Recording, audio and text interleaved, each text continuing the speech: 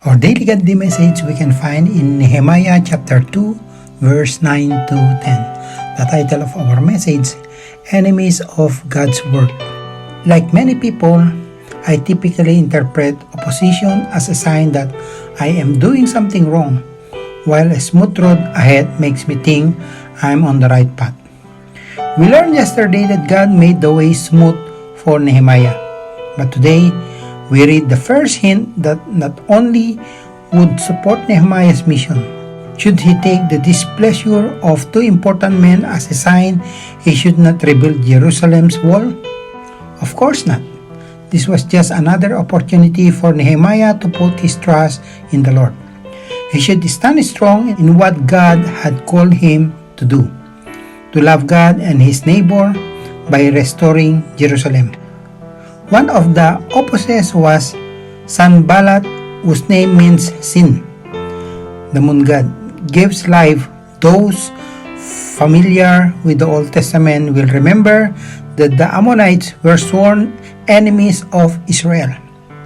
Sanballat and Tobiah would continue to oppose Nehemiah's efforts, but at every step of the way, Nehemiah demonstrated trust in the Lord, refusing to turn away from what God has called him to do.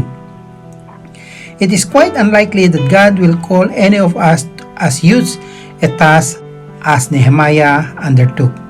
Yet He has called all of us to love Him, love our neighbors, and share the gospel without fear. We should not be surprised when people oppose those efforts.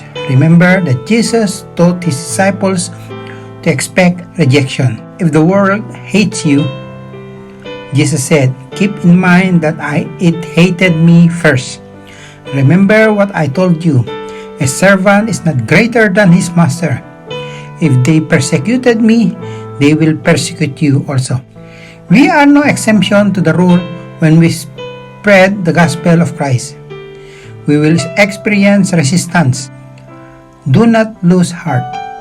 Nehemiah's story should encourage us to continue serving the Lord no matter what comes your way. Have you experienced hostility from others when you knew you were doing what God had asked you to do? How do you respond? God bless you and keep listening to Daily Godly Message. Please don't forget to share. Thank you.